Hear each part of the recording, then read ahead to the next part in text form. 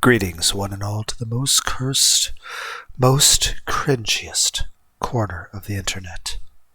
Hey, there was a person's silhouette back there. By the way, the previous video, part 20, that is not a black screen you're looking at. It's just a very, very dark image. Don't worry, I posted in the community post too if you want to look at it a little closer. But yeah, that's not a black screen.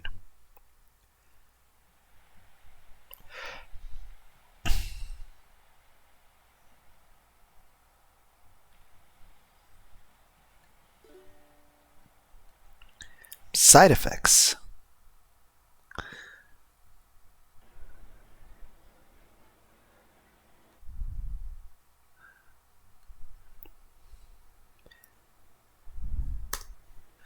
These are so freaking good, Judith.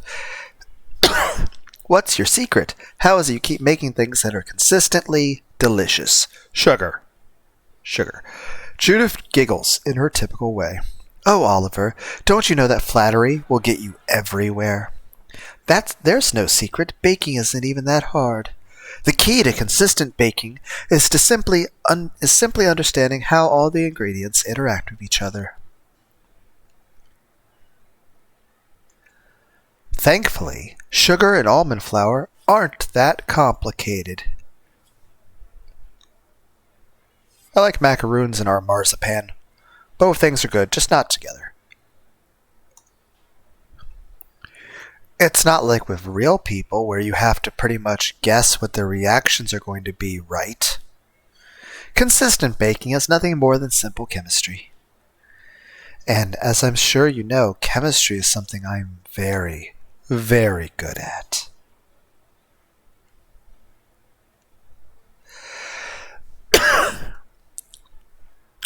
Judith grabs a dark brown macaroon off the table and moves it towards my lips.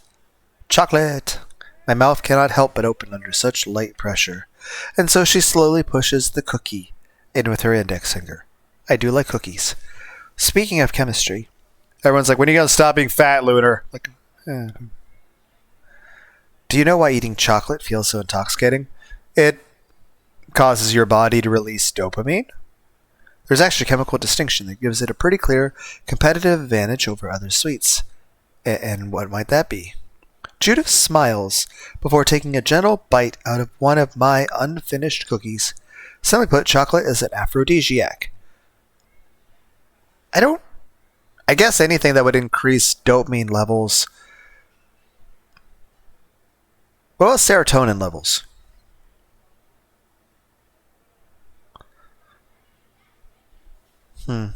Oxytocin is important too. Dopamine is your pleasure chemical. Serotonin helps you socially interact and have emotions. And oxytocin's like the bond chemical that either you release when you're hugging somebody and have intimacy and cuddling and stuff like that. Basically, it's supposed to have a feeling of safety and affection. It's oxytocin's a chemical that gets released that makes you feel safe and loved. It can usually be triggered by someone actually caring about you. Physical affection, like receiving a hug for at least 20 seconds. I don't know if certain foods could trigger that. Listening to some music, it's different music depending on different people. Music that you enjoy. Music. And also, I think sometimes some stages of sleep or meditative states can do it too. But mainly it's somebody who loves you, or hugs, or music. An afro what? She bursts out laughing and puts the cookie down on the table, sliding her way over to my ear in the process. It means it makes you want to fuck. Makes sense, doesn't it? Feelings like love and lust are nothing more than chemicals after all. Wait, where are we? Is that the shit? How did we teleport? We're just We're just changing to all the different scenery. Okay, we're gonna get like a background that we haven't seen before, like as just sort of like a surprise. Fuck you.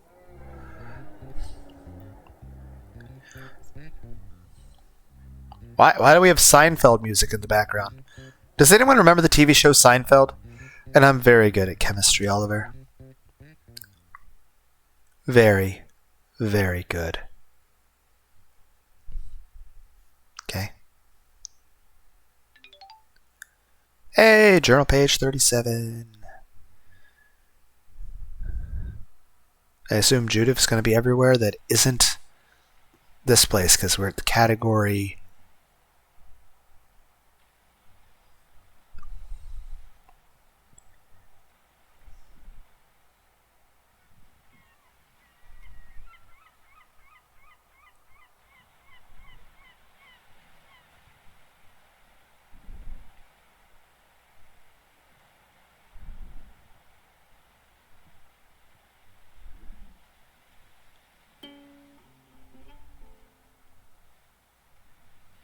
Oh.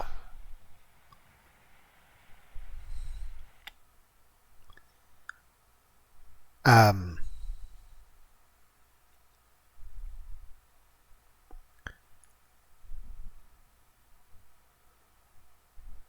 I make my way over to the beach hoping to find Violet in a good mood. Thankfully, she's in her normal spot, painting something on one of her larger canvases. Hi, Violet. You seem very cold and indifferent. There is only a brief pause in her brushstrokes before she resumes painting.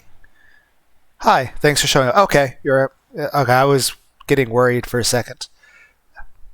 Glad to see you're normal. Thanks for being here. You comfortable? I mean, as comfortable as I can be on sand, but yeah, it's nice to be able to sit down next to you. It's about as much as I can be. You? About the same. I guess I'm not really myself when I'm away from the beach. I've been quite attached to this place, it seems. But Siren's Call is like that, isn't it? Wherever you are, just kind of bleeds into you and makes you its home. Violet buries her feet in the sand, like a crab hiding from the rain. Makes you wonder if it's even possible to leave. Well, Ashton left, so why can't you? Are you sure about that? Sure about what? Violet cleans her paintbrush off in a cup of murky black water before coating it once more in a thick red paint. Never mind. Okay, I feel like that came off as rude, like I was saying, like, oh, you can leave, but you do realize my intention being you could come with me, right? That I mean, maybe I'm just really poor at communicating, but the communication I was trying to go for was that you could leave Siren's Call with me. I was trying to be supportive and affectionate and say that, I'd like you to come with me. So I guess maybe that didn't get communicated very well. I'm not sure how to do that better. We're here for now. That's what matters. Is there anything particular you need, though? Not really. Just felt like the ocean calling out to me. Do you mind if I hang out with you a little bit? I'd love nothing more. Yay, somebody once, has a positive response. It's like, yay, can I hang out with you? I'd love nothing more. Like, yay. I'm not just being tolerated. Please stay as long as you need to.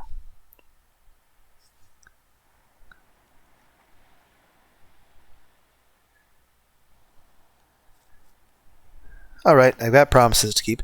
So I think I'm gonna head out. Okie dokes. Do what you need to do.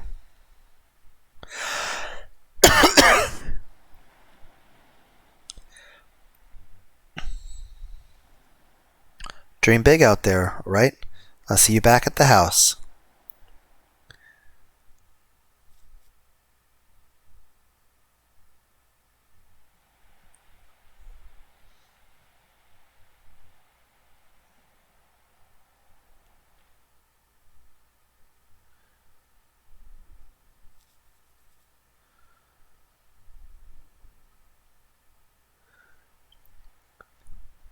It's no secret that I'm not as smart as I wish I could be. You're fine, Emil. Don't be so hard on yourself. Sure, my grandmother always said that I was technically a genius, but I've never seen the test scores myself, so I haven't been able to substantiate such a bold claim. What is wrong with your name over here, man? It's Emil. I can't catch your name, man. I mean, your grandma's proud of you. Hey, you at least have somebody that's... But I'll say this, I can agree with that. I mean, heck, I graduated from high school, straight A's. Took calculus, physics, chemistry, 4.0, graduate honors diploma. Heck, took a bunch of IQ tests when I was 12, 13, 14, all that, and had an IQ of 132. And yet, I've worked in manual labor my whole life. My whole life is working in factories, construction, infrastructure, warehouses. My ear itches.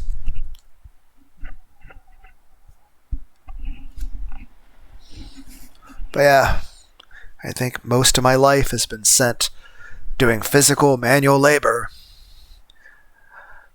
while wearing steel-toe boots and walking on stuff like concrete. So, fat lot of good, me having a high IQ and good grades in school and being smart did. I live paycheck to paycheck, have enough money left over to get some Steam games, and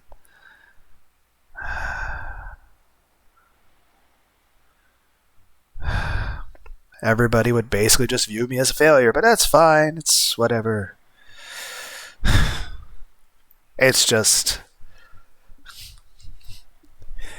I feel like everyone thinks I'm very dumb and like, oh, I must work at a place because I'm not smart. And it's like... It's not like I need everyone out there. Like, it's not like I care what everyone thinks of me. It's more so that I would like a couple people who are like close friends or romantic partner who at least understands that and many other things about me and actually is proud of me. So I don't care about like people as a whole. Like, you know, there's millions of people out there and I don't really care about like having large numbers of people think any sort of positive thing about me. Hell, most of my life I've gotten used to the idea that everybody in the world fucking hates me. If all of a sudden a lot of people suddenly liked me, while I would welcome it, I don't think I would understand how to react. I would feel very confused. Yeah, I don't know how else to say it. I'd feel very confused. Like, in general, like whether... Like, heck, I imagine if my YouTube ever became known, I imagine a lot of people would just generally hate me. I mean, I'm not a very likable person. And like I said, I've gotten used to the idea of just everyone in the world hating me.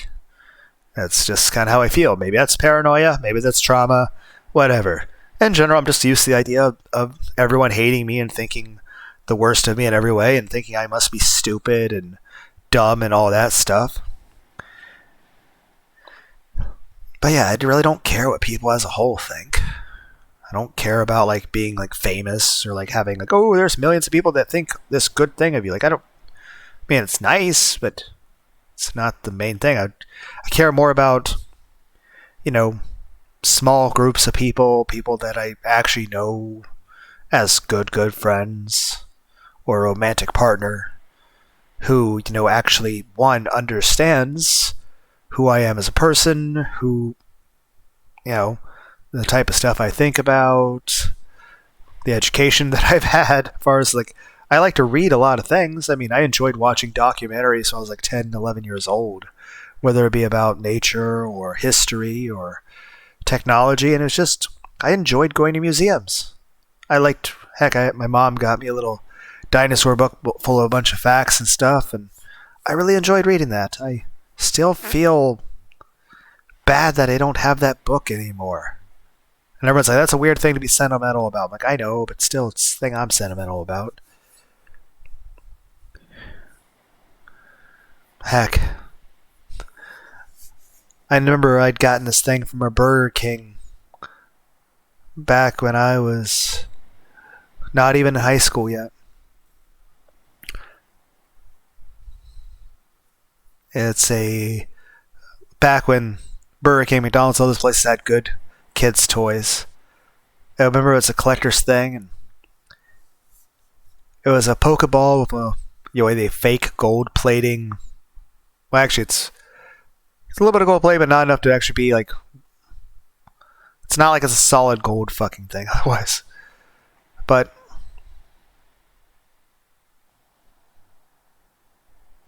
yeah, it was like a little Poliwrath or Poliwhirl. It's like a golden Pokemon card inside a Pokeball. Got it from a Burger King like 30 years ago or some shit.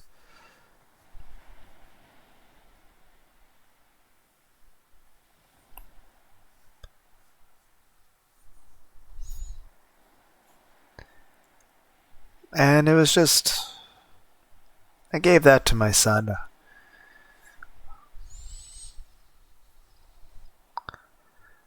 couple of years ago. It's just,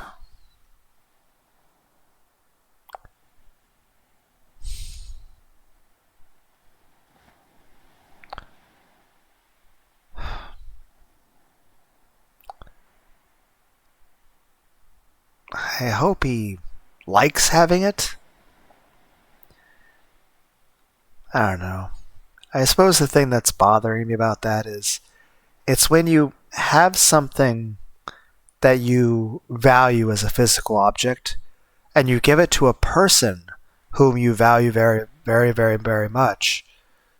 You want to feel that they appreciate it, that they care.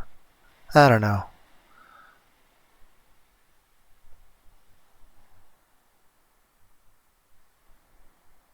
It was something I seen as special, and it's like,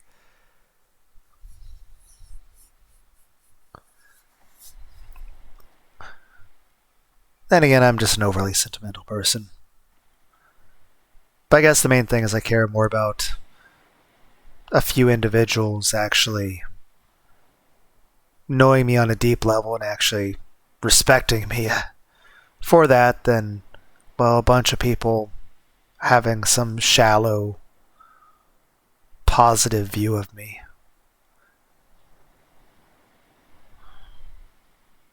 I don't know. I guess that probably doesn't make any sense. I'm just saying where I'm coming from on this is I can understand where Emil's coming from on this. Like, one, I can definitely understand some insecurity. I've definitely got bullied a whole lot in school and got called a lot of very horrible things and got treated very badly. Beyond that, a lot of rejections and insults and just life in general. And rejection applies to a lot of things, whether it be asking people out or, trying to accomplish things in life, goals, aspirations, wanting to do things, or even just succeed at a task. Many times I feel like like I'm incompetent, or I feel like I can't do anything right.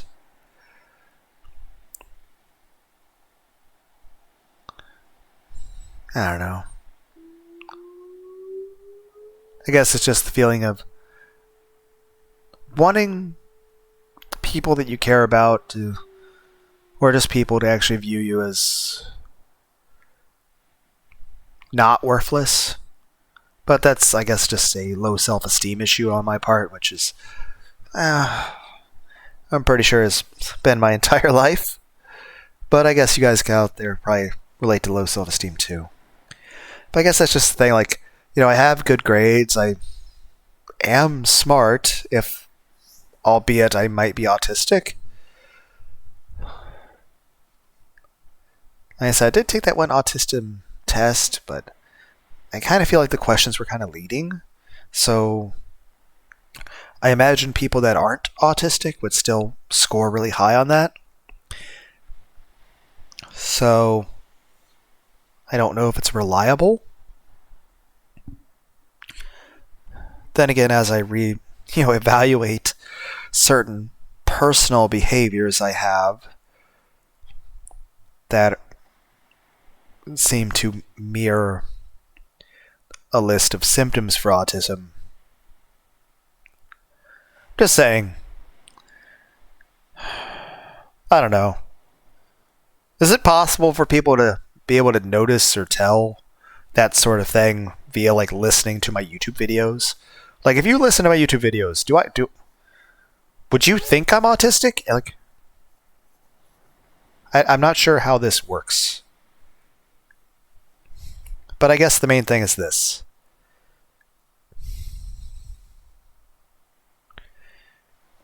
It's like, even if you're technically a genius, one, if everyone thinks you're stupid, sad face. Also, if you're told something enough over and over and over again, even if it's not true, you'll believe it is. That's definitely very true of very negative things and insults being said to you.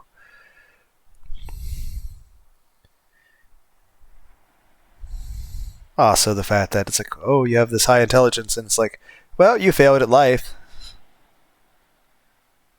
And everyone seems to think you're stupid. Heck, even if I am autistic, it's like, yes, I am an autist. How do you even... What's the way to phrase that? Everyone's like, you said you're not stupid, you can't figure out how to talk. You can't even communicate right. Like, fuck. Just saying... Even if I am autistic, I am not a dumb, okay? Everyone's like, why'd you phrase it that way? That's terrible grammar. Because I thought it would sound funny. I thought it would get a laugh out of the people listening. I thought it was a lighthearted and comical way to talk about a serious subject, and I thought it would make everyone more comfortable, including myself.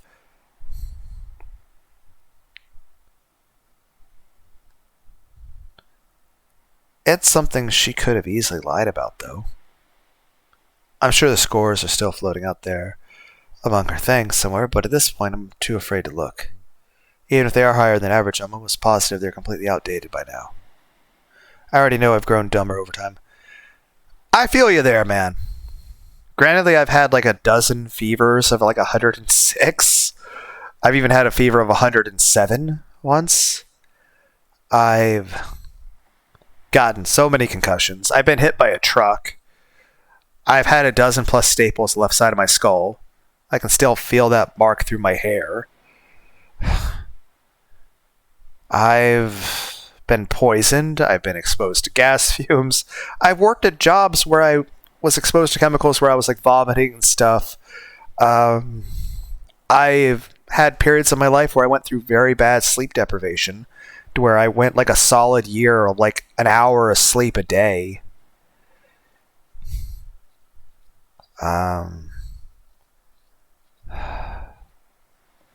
I also got meningitis once, technically from mono, and I wound up having meningitis and encephalitis, so technically swelling of the brain and spinal cord, so I spent 3 pretty shitty days in the ICU, the intensive care unit of the emergency room area, being pumped full of like so many fucking chemicals so that I wouldn't die. By the way, I also had a spinal tap. Even the first week after I got out of the hospital, it's... I was wearing sunglasses at all times. And even with Tylenol, just like my head was pounding. A migraine does not even begin. And I've had migraines, and it doesn't even, and it's also the point that you like, it made it difficult to like stand up straight or even sit up properly without falling over. But in general, I'll say this.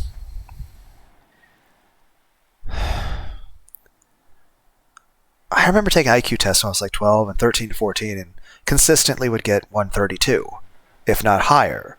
Heck, I even took some as I was an older teenager, even early 20s, And I was still scoring 132 and higher.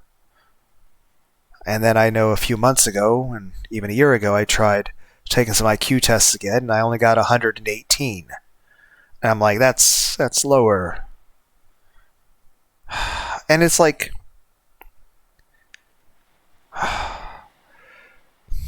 I say I'm smart, but it's like, one, I work in a factory. Two, the times that I have had to drive a forklift, I'm not good at that.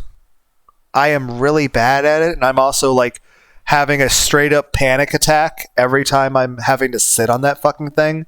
And granted, most of the time I don't do that because most of the time I'm just doing physical labor stuff, and there really isn't occasion for me to be on it. And I also try to avoid it. But in general, I'm not good at it. And I have really bad anxiety about it, where I feel like I'm going to die of a fucking heart attack sitting on that thing. I'm so fucking nervous. It's just heck, I can drive my car fine, but I know I would never be able to drive a semi truck or some shit like that. I mean, how do you even see stuff from up there? How do you judge depth perception at that point?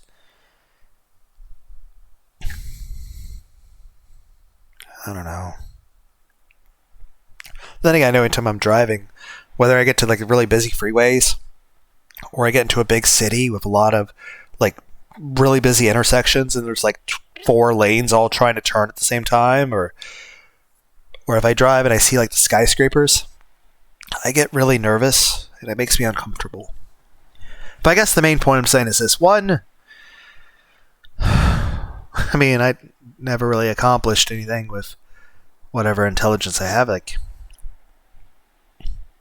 don't have any sort of money, power, or status, and that seems to be everything that everyone seems to judge me for at all times. So even if people say that stuff doesn't really mean anything, it's the fact that everyone else seems to still consider me worthless based off of those things. Also the fact life is kind of just generally harder. But there's also the fact that, I feel like I'm dumber than I was when I was younger. And I feel like I'm just going to keep getting dumber as I get older. Heck, my short-term memory and my ability to focus is just gone. And besides, everyone I really care about already has been tricked into thinking I matter, so why risk it? If I'm lucky, this will become one of those lies that slowly turns into the truth. Like how Andy enjoys doing pull-ups. So she hates doing the pull-ups, but she's always doing them. Or like the implication those cheap novelty glasses of mine give off. And if I'm not that lucky, well, then I hope I die dumb enough to forget all of this was a lie in the first place. Emil, you're not dumb. You just need a little bit of positive self-esteem and encouragement. Basically, you just need to feel like, there are people that respect and appreciate and accept you and actually acknowledge your intelligence for what it is and are proud of you for it. It's not like you need everyone in the world to think you're smart. You just want a few people to actually understand, the stuff that you think about and you care about. It's more like you just need a few people to care about you. And you kind of just feel alone and isolated and you feel like everyone already thinks you're dumb or worthless, and that those who do care about you, well, just abandon you.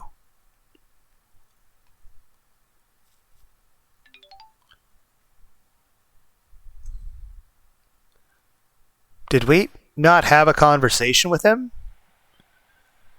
I mean, I guess that makes sense, all things considered.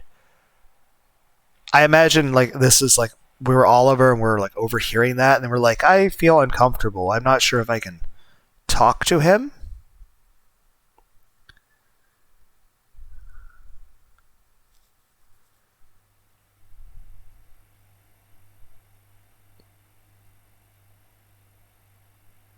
What is this?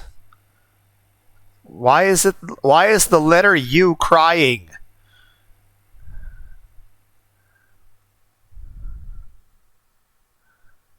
Emma and I are reading the library like normal, our immersion being broken only by the occasional violent hum of fluorescent lights.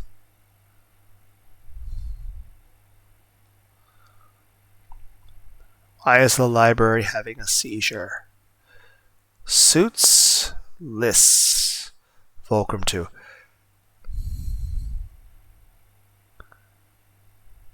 Did we already... I don't think we've read this one before. At least that's a good thing about the scene thing. Yep. Ow, my ears. Okay, I had to check the volume levels. Yep, Judith somehow managed to sweet-talk the rest of the crew into helping Violet. They're all completely on board, even Andy. I'm thrilled, but how the hell does she even work like that fast? How does she always know exactly what to say to win someone over? I guess that's why she's Queen of the Siren's Call. Can't really be royalty without being able to appeal to the masses. We're apparently all going to meet up at her house today once school's over and hash things out. I don't see why we couldn't have just done that at lunch, but it's fine by me.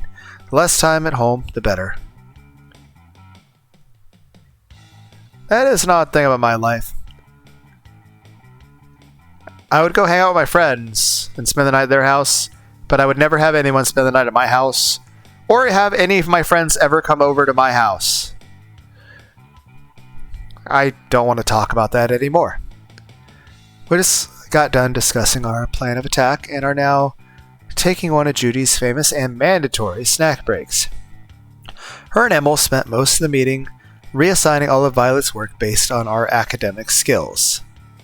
They also gave us a rough estimation of how much each of us will have to do in addition to whatever work we have from our own classes.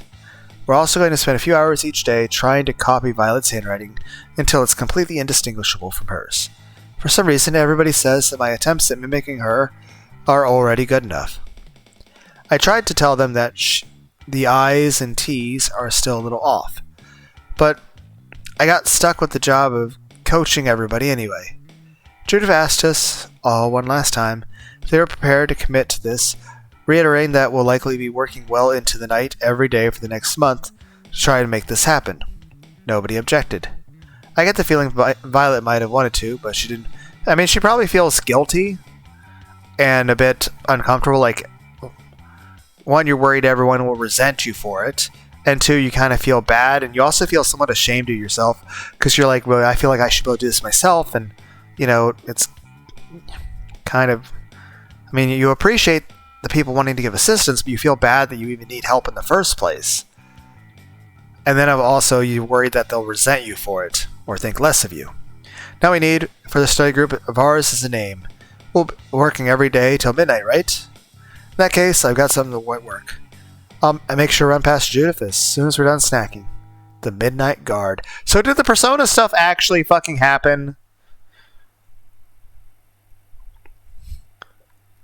Are we like in our own mind right now? Like avoiding reality? I mean, daydreams are nice, I guess. I mean, sometimes they can be productive. But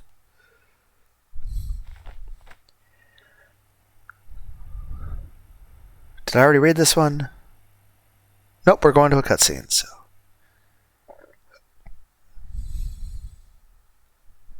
Fuck suits. I hate suits. I hate the way they feel. Same here, man. I don't know, maybe I'll probably share it again in the community post, but granted, there's no way I can afford such a thing, and even then, it doesn't exist. But there's a really cool outfit that Fate Graphite Barbados wears on the cover of Volume 5 of the light novel Berserk of Gluttony.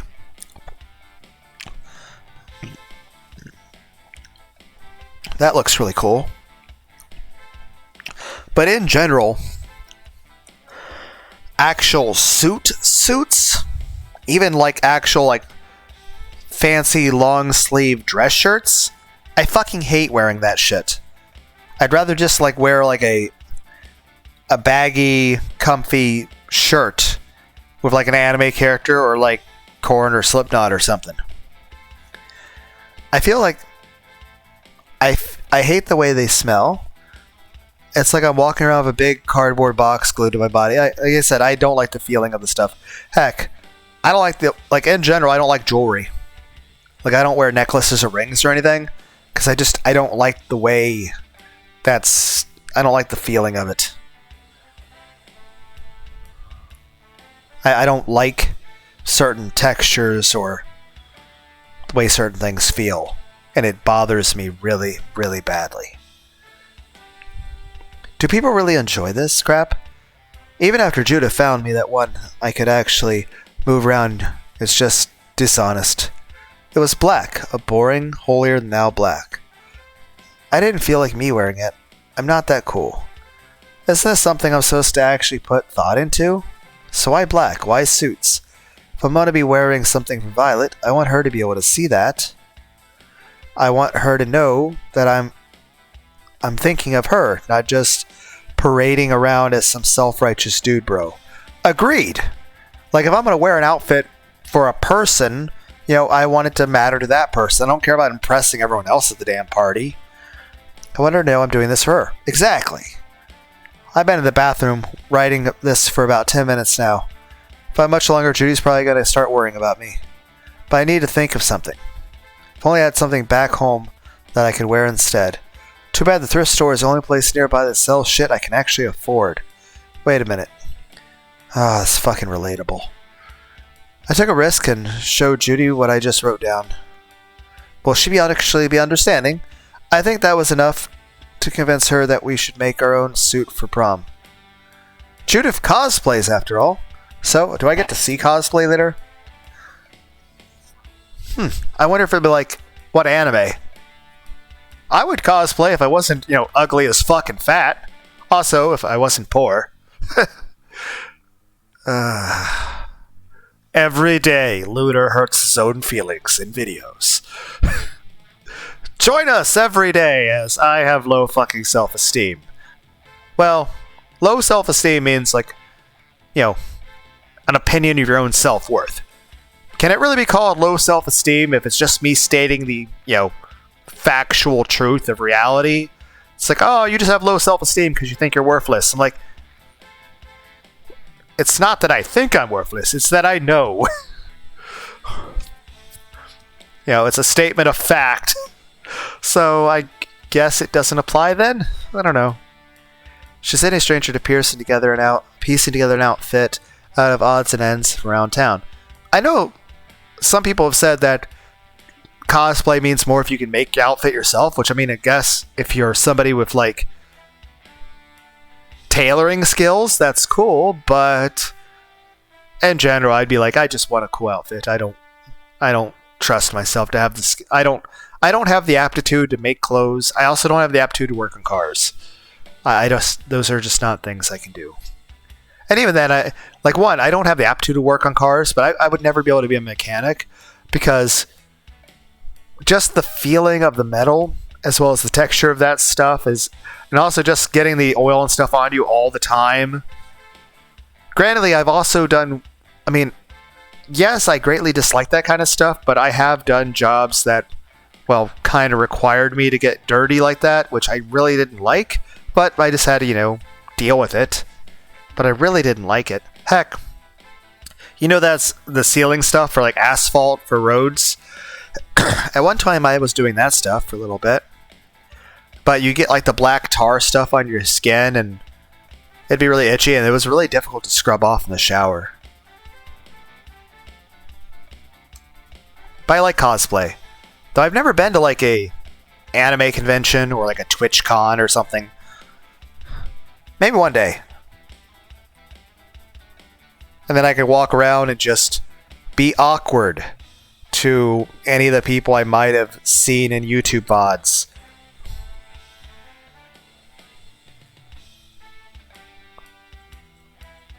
Then again, I think the biggest problem with going to a Twitch con or something like that would be there'd be so many fucking people.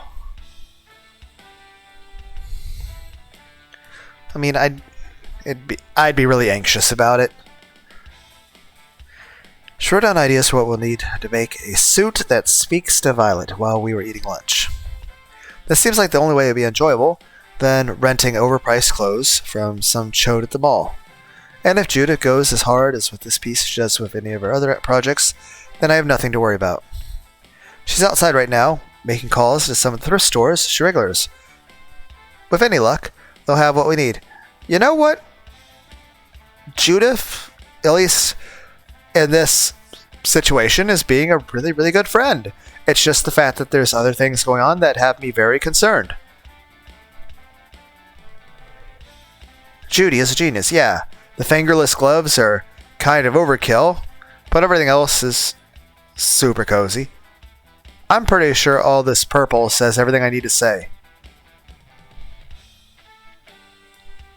Yeah. I could see myself using purple. I would say I like purple as like what I would consider my favorite color. But I know a lot of people say purple is considered a color of royalty. Heck, at one point in the past, you would be killed for wearing it if you weren't actually royalty, and it was very expensive and rare. But more to the point is, purple is also supposed to be considered a color representing humanity, compassion, and empathy, and kindness, and self-expression. If anything, I think it'd be interesting to make a painting and base it off of just what would be considered normal colors and have one version of it that would be the normal colors, and then have a second version of it right next to it where you make like 80% of it dark colors approaching black, and then 15% of it red, and 5% of it purple.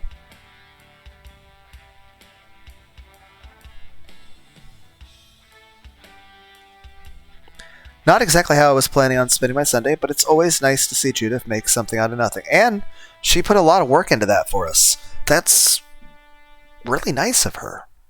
Now all I gotta do is run this stuff by Violet, and we'll be good to go. What if Violet doesn't want to go to prom? Well, I mean, if she doesn't want to go, I'm not going to make her, but at the very least, I would probably want to, like, wear the outfit for her in her house so she can see it. Maybe she'd think I'd look nice in it. But yes, I want my girlfriend to compliment me. Everyone's like this. It's like Lunar is talking about having a fictional girlfriend compliment him. Hey, AI girlfriends are going to be a thing one day, so I guess for now we'll just suffice with imaginary ones. Everyone's like, Lunar D8 is one step away from buying a life-size Vaporeon. Do they even sell life-size Vaporeon plushies? Hell.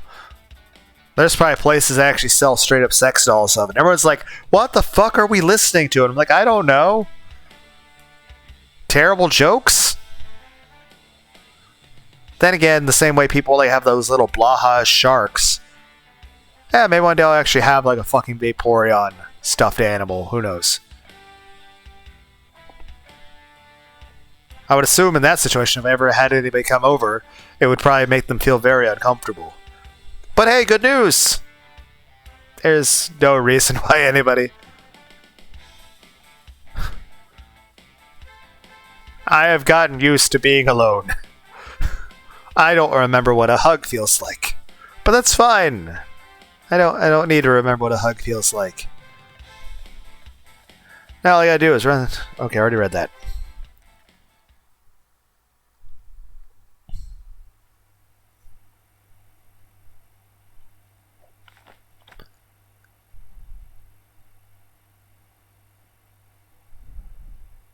Did I already read this one?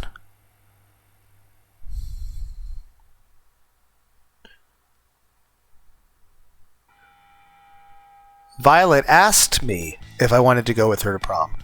Oh, I didn't even get a chance to ask her first. She popped the question on me at the exact moment I got in the car. Oh, wow. So I got to be the cool guy for once and told her I already got us tickets. Yay! Today is going to be a good day. I can feel it in my bones. My bones are liars. Every last one of them.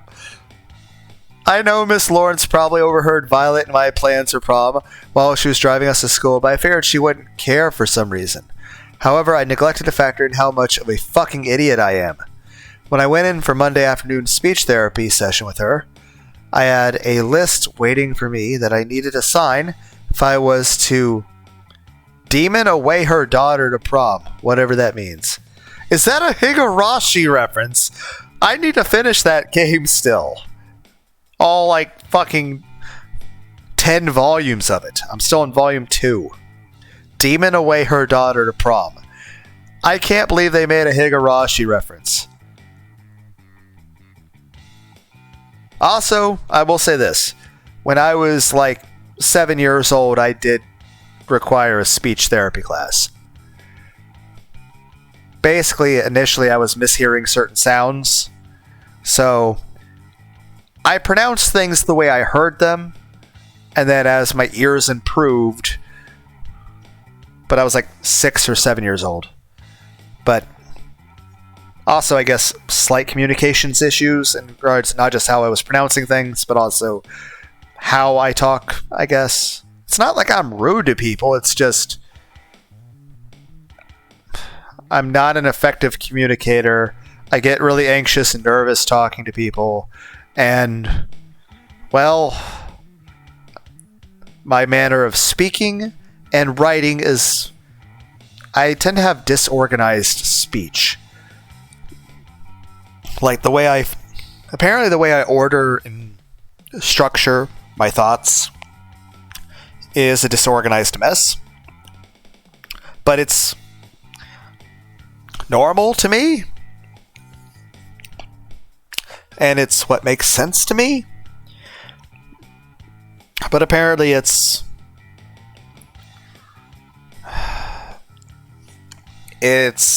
inconvenient for other people to read my writing.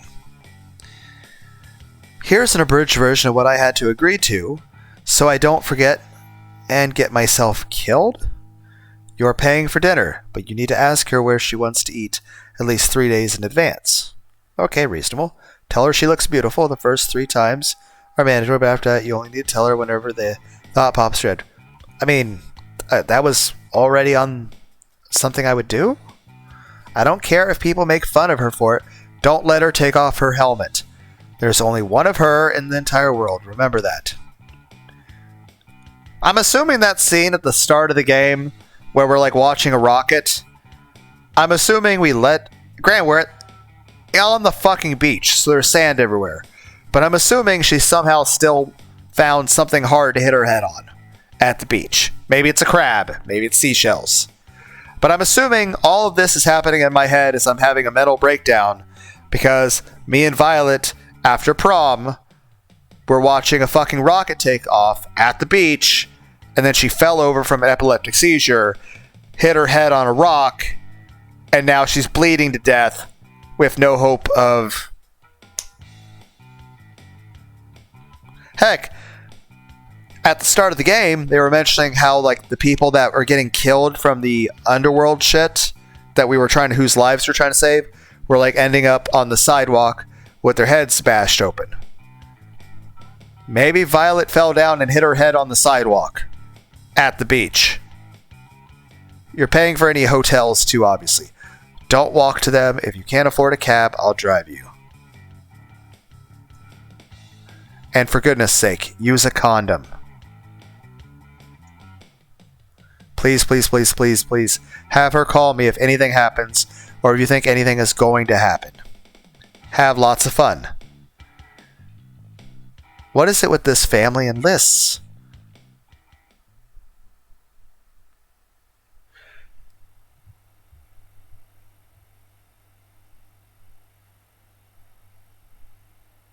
But yeah, remember, there's only... There's only one of her in this entire world. Remember that. So I'm assuming Violet is dead. Violet fell down, hit her head really hard because she wasn't wearing a helmet, and we're blaming ourselves.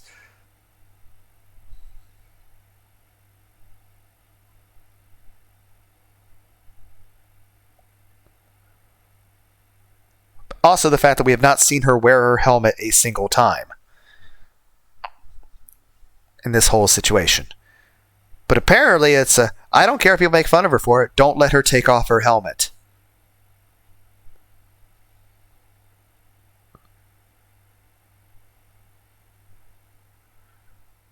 Though I would imagine if you have epilepsy, you would need to take precautions at a prom because there's lots of loud noises and lights, which I don't have epilepsy, but I feel uncomfortable around loud noises and lights. Don't worry, I like listening to loud music on earbuds while I'm laying in bed, but I feel like that's different. And don't be wrong, I still like concerts. It's just all the people and all the sounds and everyone talking, and it's a bit much. And I'll say this: when you get home from that, you want everyone was loud, so your ears kind of hurt. But also, and even then, I haven't even gone to a concert in like over a decade. But I'm just saying, it's I don't know. You feel like you need to like shut down after that. Just lay in bed and just sort of turn off. Heck, in general, like while I do want to be sociable with people, I just sort of get exhausted really easily and overwhelmed with that. And also, it's just that sometimes I want. Granted, I don't want to be alone all the time, but sometimes I do need time to myself to just sort of unwind, shut down, process things. Just, not. And yeah, it's fun to sit and play video games sometimes too. But sometimes I need to just not do anything. Just sit in a quiet area with nothing going on, no stimulus whatsoever. Like, I do like very stimulating things like playing certain video games or watching an anime, but there's some times where I want downtime where it's not even me just sitting reading a book. It's just me just sort of, zoning out. Sometimes thinking about stuff, sometimes not. Sometimes I just need to, zone out. Maybe sit and drink a cup of tea and just not think about anything. Just, I don't know, that probably sounds weird to people. Like, sometimes it's nice, like, sit in your room, because, I live alone. But, like, sometimes it's nice to sit in my room and not have any TV or electronics on and just sit. Or just lay down and just obviously have the light off and the fan on, but not necessarily going to sleep. Like, obviously, sometimes it's good to lay in bed and take a nap or get some sleep and go to bed. And sometimes it's good to listen to, like, ASMR or music. But sometimes it's good to just lay in the dark with no electronics, not trying to sleep, but also not having any sounds or lights or anything going on. Just complete silence, complete dark, maybe just the sound of the fan. And just... And of course, I'll wear my blankets a certain way because I want to feel the blanket against me in certain spots because otherwise it feels weird. And like if I have I have a blanket like here that's thicker that I wear on the outside that's got like wool and stuff, but I don't want it to touch my skin because I'd be uncomfortable. So like I'll have a smooth blankets on the inside that are against my skin because I like soft fabrics. I don't like I like the weight and feel of the wool, but not directly against my skin, if that makes sense. Like I want the smooth, soft fabric in between. I don't know if that makes sense. But yeah, I'm assuming... Now, I don't know how much other stuff going on. I don't know if the stuff with like the underworld actually happened or not. But the main point being is this. I'm pretty sure Violet's dead. I'm pretty sure she fell down, hit her head on the sidewalk, and we just watched our girlfriend die, and we're blaming ourselves. And remember how Miss Lawrence is like, oh, Violet hasn't called me in a couple days. And we're like, oh, Violet's not taking her phone because, she just wants to be alone for a bit. It's not that your girlfriend didn't take her phone because she wants to be alone. It's that your girlfriend's dead and you're in denial about it.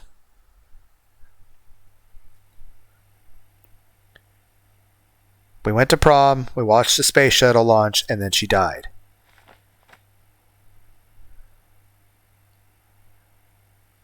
Oh, I already read that one. Did I read this one?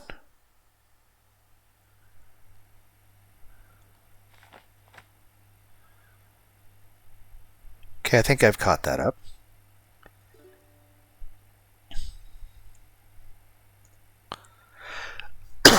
The summer truly does feel endless at times, doesn't it?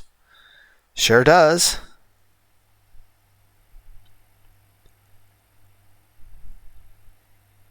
Lucky thing we're so good at waiting then, right? Yep.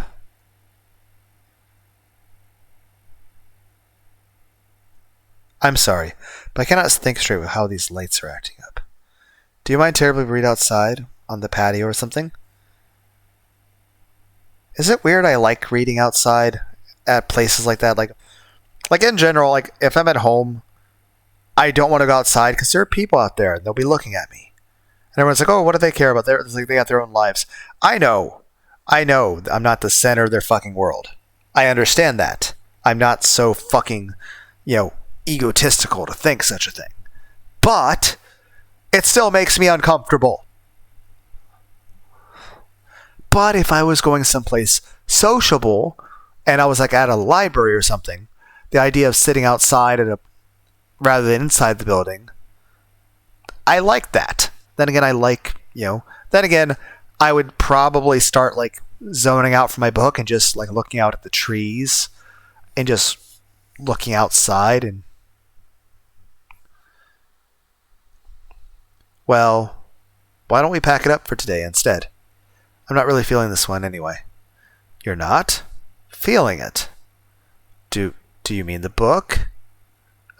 Yeah, dude. There's like a monologue every other sinking page in this thing. Oh, the thing where he said like, oh, do you mean the book? Are you worried I don't want to hang out with you, man? No, I'm happy to be hanging out with you. Granted, it's perhaps a bit overwhelming hanging out with people, and I get overly exhausted with it. But I still greatly enjoy hanging out with you, and you're still my friend, and I'm happy that we're hanging out. But yeah, I'm talking about the book.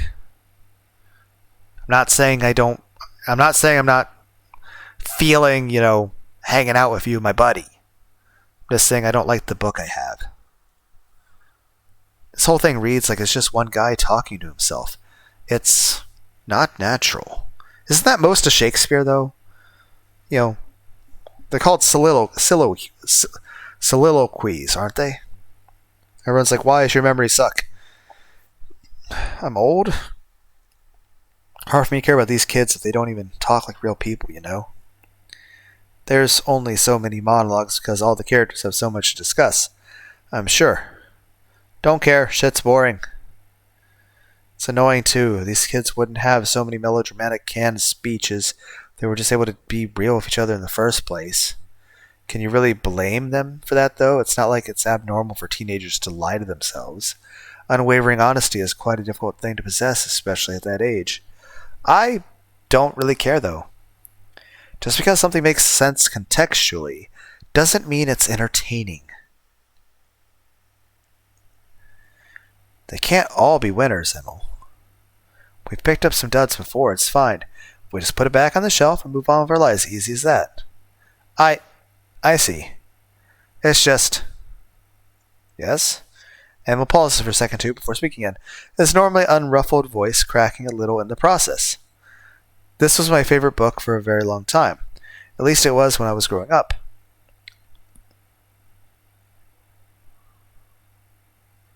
Well, we might like different things, man, but can you explain to me exactly what it was about this book that you really enjoyed? But I guess maybe part of it is the fact that it's kind of like the idea that you have something you really like and you're wanting to share that joy with me. It'd be like saying that there's an anime you really like and there's somebody else who likes anime and they're your friend, and then you share the anime you really like and they hate it, and you're like, oh, I wonder if that means they hate me by proxy. Is that what's going on? Wait, what? Was he not just playing devil's advocate like he always does? He actually likes this schlock? I know it's not exactly fine literature or anything, but it really helped me make sense of my middle school years. I even have a signed copy back in my house, if you can believe it. I thought you just picked some random book off the shelf today. Is that how it seemed? You seemed pretty nonchalant about it, Emil. Figures, of course my actions would apply as much. Oh well, doesn't really matter.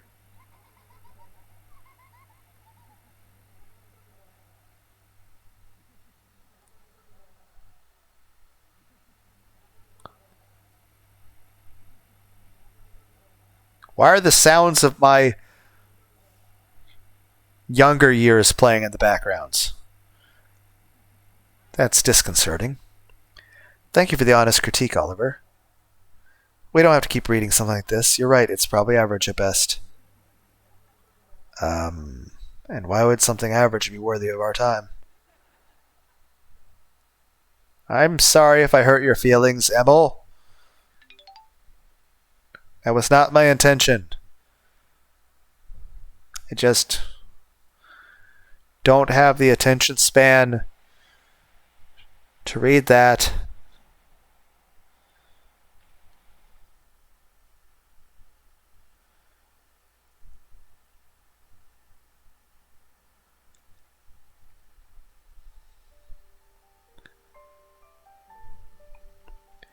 Judith hands me a glass of sweet tea and sets plates of macaroons on the coffee table in front of us. Another kind act in a sea of equally kind acts. Clichés.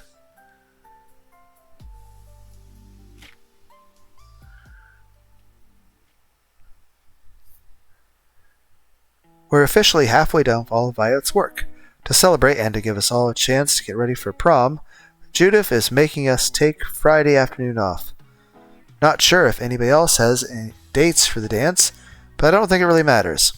We have been and always be a unit. So if prom ends up being an obnoxious and miserable experience, I'm sure the six of us will find a way to make our own fun. After all, we can always just come back here and swim in Judith's pool. None of us are really the dancing type anyway. Hopefully Violet and I can still find some time to be alone, though. I wonder, would we even be able to sneak off anywhere? Is that something I should be planning for? Is that even a plan, to just detach ourselves from the group and go off somewhere to do stuff? It'd be such a cliche thing, losing your virginity on prom night of all things. But maybe these things are cliches for a reason. Or maybe I need to just focus on tell her she's beautiful part, and see what happens? Have fun took up just as much space as on the list as use a condom, and there's nothing fun about making myself paranoid. I'm sure the two of us will be fine.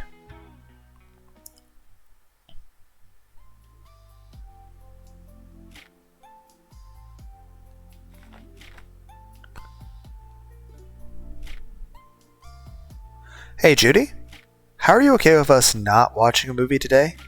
I know you're kind of setting up for it, but do you mind if, just this once, we do something else instead? Are we going to play a board game?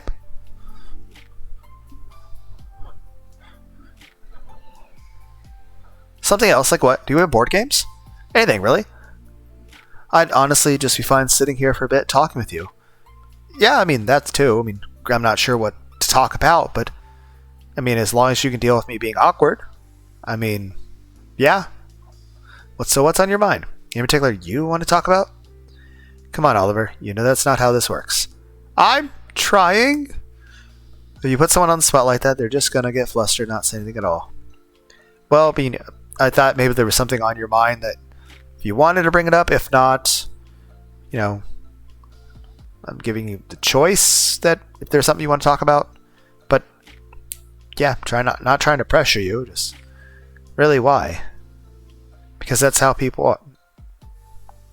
That doesn't make sense. But I put you on the spot like 5 seconds ago and you're doing great. See? So clearly that's not completely true. See, I'm trying to be lighthearted about this, and I am making a joke to make you more comfortable. See, this is like peak social skills. You know what? Here, I'll show you. Is there anything you want to talk about, Oliver? You have 5 seconds. Okay. Why do you spoil me so much lately? The siren's call seems strangely... I can't read that fast. Why do you spoil me so much lately? The siren's call seems strangely empty all of a sudden. Do you ever get anxious thinking about how we're probably never going to do anything as impactful as the stuff we did this summer? Have you been feeling sleepy lately? Are you mad at Ashton for leaving? Okay, I get it. Okay, I wasn't trying to upset you. I was just saying that, I was giving you a window opportunity that if you had stuff on your mind, I was trying to tell you if you were looking for the right time to say things. I'm trying to do the communication stuff. I'm trying. I feel like I'm getting worse with it. But I have all these things that were on my mind, and I'm like, okay, here's things I want to talk about. I'm sorry, I'm a little much. Heck, most of my life I don't really talk, and then when I do, if I ever have an occasion to talk, it's a never-ending waterfall of stuff no one wants to listen to me about. Then it's kind of funny. You spend most of your life not talking about your feelings or anything, but the moment you do, you realize, oh, one, I have a lot of stuff to talk about, and two, everyone would have preferred you just never talked to begin with. And you're like, oh, well, this circumstance hurts my own feelings. It makes me feel like I don't matter. It's like, great. You didn't have to keep going. You were good after the first one. But all those things were equally important to me. But you said I needed 5.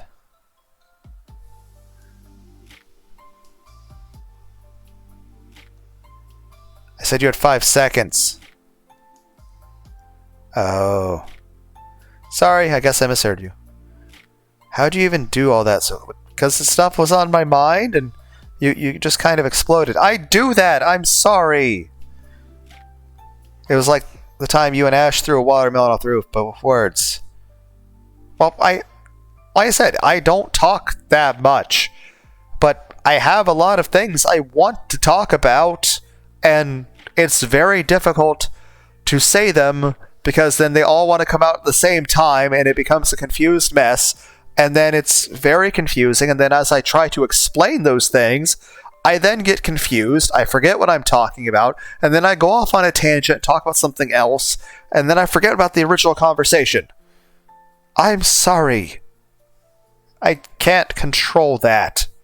It's not like it's hard or anything. Why do you not explode?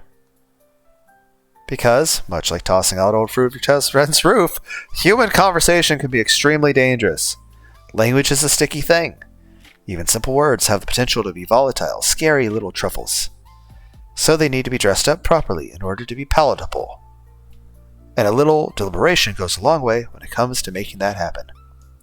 Not everybody likes sweets, though. You can spend hours dressing up your words and still miss the mark completely. And it's not just words. People on the whole are volatile. How's anyone supposed to know what someone else is good at with unless you throw out in their first place? Body language, mostly. If the person looks tense, that's a really clear sign you should think of something safe to talk about. So you're saying I shouldn't talk to people. Are you saying I look tense? You always look tense, Oliver. Well, I mean, I am always tense, but I've gotten used to it. I mean, I can bounce between having a massive amount of energy and exploding all over you to being like catatonic and just sort of shutting down and withdrawing.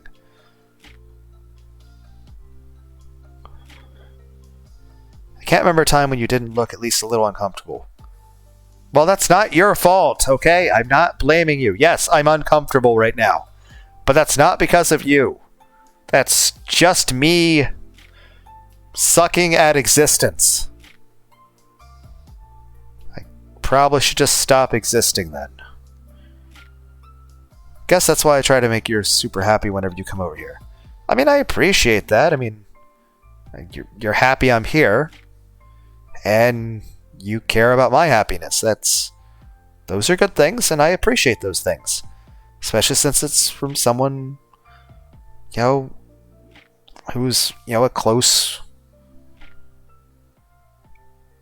I know it sounds weird, guys, but it's just like, I'd rather have a small group of friends that I know really well than know a bunch of people just a little bit. Like, it's so awkward going to a place and being social with people that you barely know. Granted, I do it sometimes in the past, but not that I'm social at all anymore, but I'm just saying it's very tense is not the word. It's just painful. It's hard seeing you so worn out all the time. It's fine. That's just my normal state of existence. So that's all this is, huh? How good are you at reading people like that, Judith? With strangers, I assume there's still a pretty big fail rate. You're right about one thing.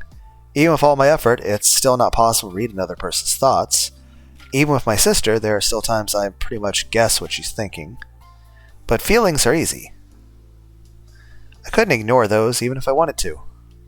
Besides, I've known you for so long, Oliver. It's never too hard to tell what you want whenever we're alone together. So, I'm that easy to read then. Still, if she really is basing everything she says off what I'm feeling, can we try something out then, Judith? Something like, I have a hypothesis I want to test out real quick. Just a fun little experiment. You of all people should be good with that, right?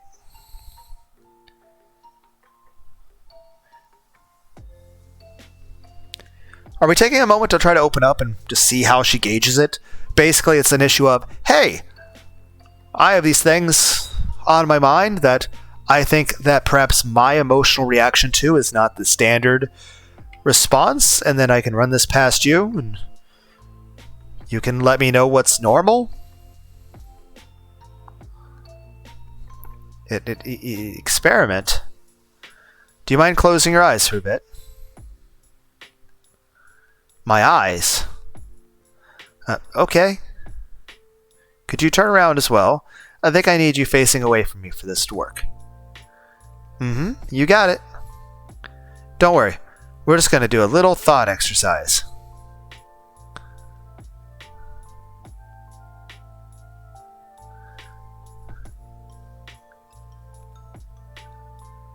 But I'm going to need you to keep your eyes closed the entire time. Is that good with you?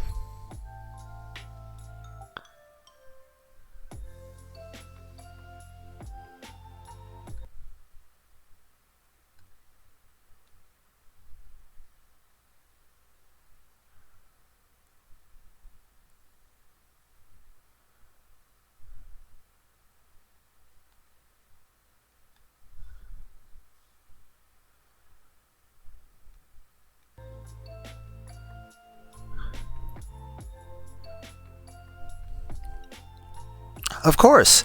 Just tell me what to do and I'll do it. Okay then. I'm going to make it impossible for her to placate me. So are we testing my emotional responses or her over-eagerness to please? Or is it my...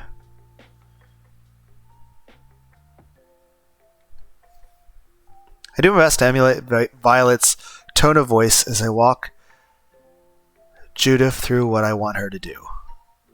Okay. For now, I only need you to breathe. Focus on your breathing. Got it. I let Judith meditate for a couple minutes. Am I trying to do a guided meditation?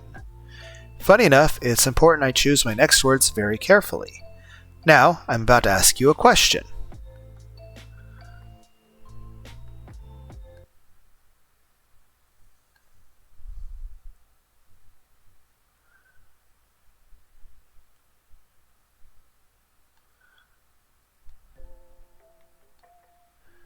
Your only goal is to answer the question as quickly as possible. And your answer absolutely cannot have anything to do with me. Oliver? Clear the image of me from your head completely. If you need to, make my presence in your life insignificant. Make it something trivial, something that's not even worth thinking about in the first place. Are we telling her to think about something a certain way for a thought experiment, or are we just telling her to think of us the way we think of ourselves? Or the way we view the rest of the world thinks about us? Because in general, I do feel like I'm pretty trivial. And I do feel like that's how everyone else in the world feels about me. If you understand what I want you to do, please nod your head.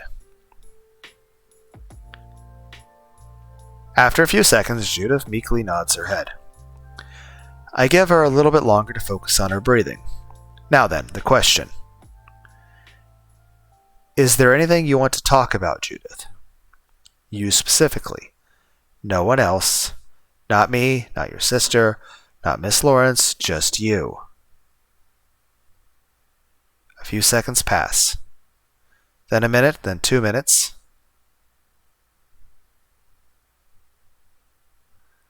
What's wrong with me? What the hell is wrong with me? Judith, though clearly distressed, keeps her eyes closed.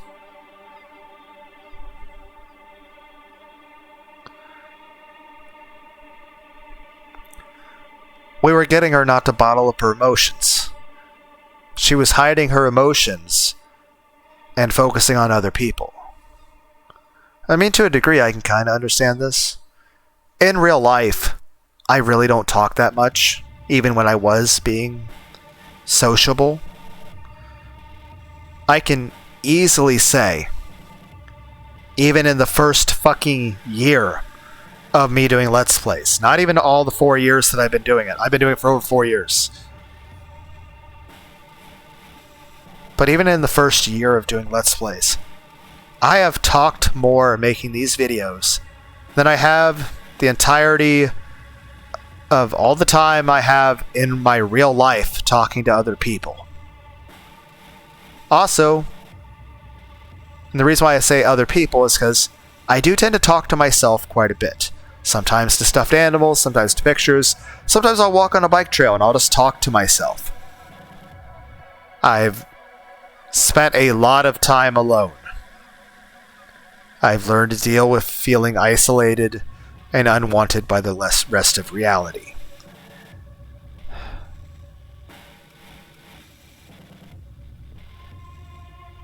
You get used to the idea of feeling unwanted and disposable. So, maybe it's just a overly negative feeling on my part, but hey. But main point is, in general, I don't really talk to other people.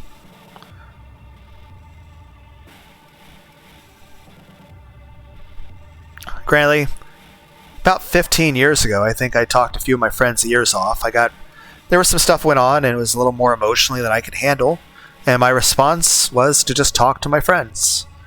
But I'm pretty sure I annoyed them because I talked non-stop, unendingly, like a fucking raging river. It was just 1,000 words a minute.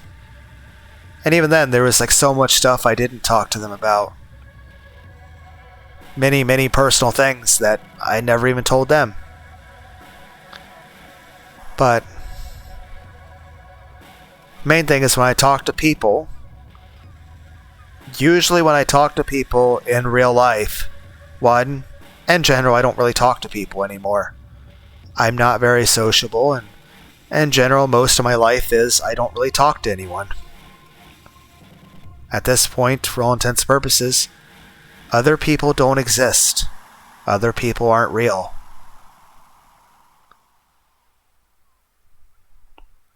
But even when I was, air quotes, sociable, I can't say I really talked to people very much, and even then, most of the time, I would avoid the conversation of myself. I would avoid the topic of myself. I would avoid talking about myself, or my feelings, or anything that I felt negatively about. I would keep the conversation on them, let them use them as a sounding board to stay on whatever topic they wanted to be on, and at any point, if the topic ever they tried to turn the topic toward me, I would deflect and try to gently and subtly and hopefully unnoticeably divert the conversation from me back to another topic. And even if it was about me, I'd keep it very shallow and just say, oh no, I'm doing good. How's this one thing doing? Oh yeah, it's doing good, and did this, and that's cool. Yeah. And I do everything to sound happy, and heck, in general, when I do talk to people, I tend to do a lot more listening than talking, and I tend to be very friendly and smile, and I tend to not give any indications of any negative thoughts or feelings on my part. I'm not like sharing, oh, I'm severely depressed and feel really upset about this and this and this and this. No, I'm like, oh, I'm good. I'm perfectly fine. In fact, I'm so fine I don't even need to address that I even exist in the first place as a topic. We don't even need to ask if I'm okay.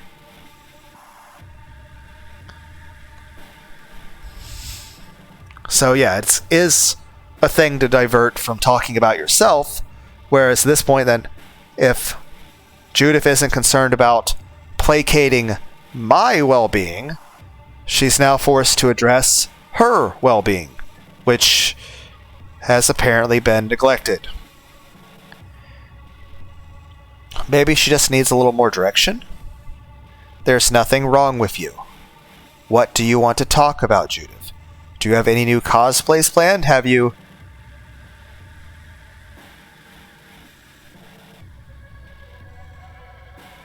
baked anything new and yummy lately? I don't care about any of that.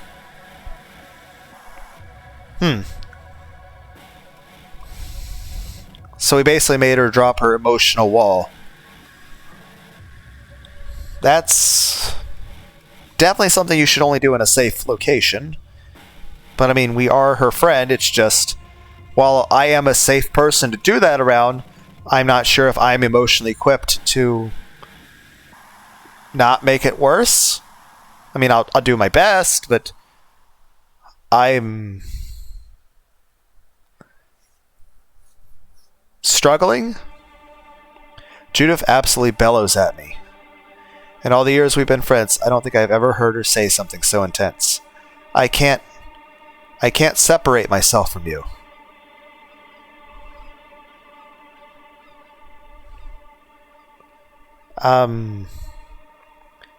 So are we talking like emotional codependence? Are we talking that you're like really strong emotional bond to me since we've been friends forever and it's a mix of romance and platonic? Or is it are you resentful of me? I am very confused. There's only you and whatever it is you're feeling. It's always there, like sea lice swimming underneath my skull.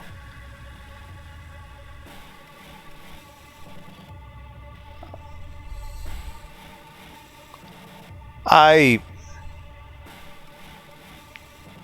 feel very confused. I mean, I feel concerned about you, but I also don't understand your emotional... I mean, my default is to think that you're angry at me. It's all that's ever allowed. Anything else just gets pushed out of my ears.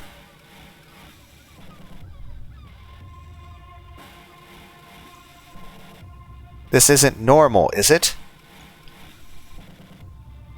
Oh god, if I'm not normal, then what am I, Oliver?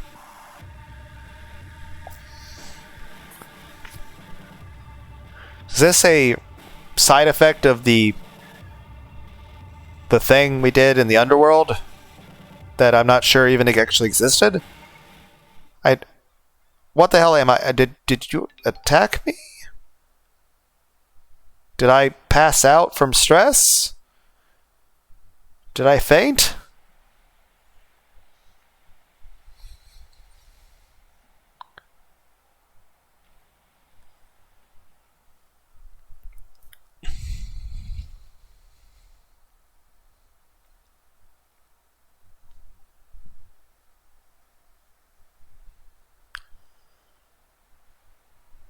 Hey there, Vi.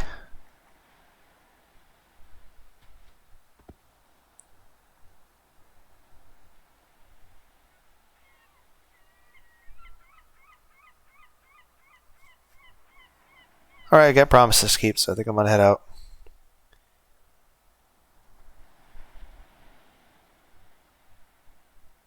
Oh, lovebirds.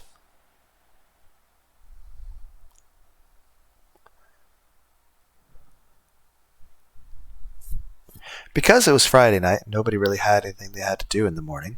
We all just stayed over at Judith's place after we got done with our work. While Violet and I were brushing our teeth, Ash threw her air mattress next to mine and immediately passed out before either of us could say anything. I got basically no sleep because of that. I couldn't stop thinking about the things Violet wrote for me on her list. We had been so busy working this week that I guess I never really had any time to process it. I must have slept at some point, though, because I woke up to Violet poking my cheek a bunch of times with her index finger. She was right next to me on the bed, giving me a public hug. Item 4 on her list. Nobody else was in the room, though, so I don't know how public this hug of ours was. That was until Judith walked in. I almost shit myself. Breakfast is ready. Lovebirds.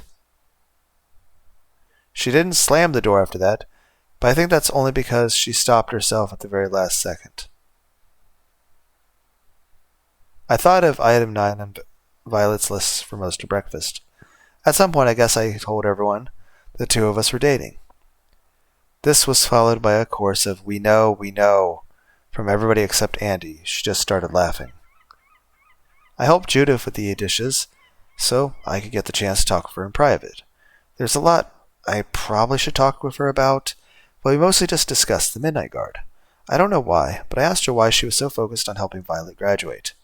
Okay, so the Midnight Guard was actually just a study group to help Violet, but we've also used that term to be for fighting demons in hell. I mean, it's kind of like what he was saying earlier. You know, there's a difference between writing out an entire story as opposed to poetry. If you guys remember that journal entry. She said she was helping her for the same reason I was. She said it was because Violet is her friend, and friends help each other. We didn't talk too much after that.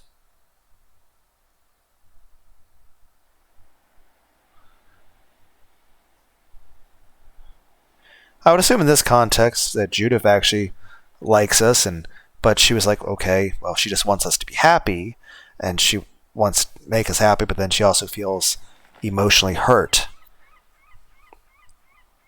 And the conflicting emotions are, okie dokes, do you need to do? Dream big out there, alright? I'll see you back at the house.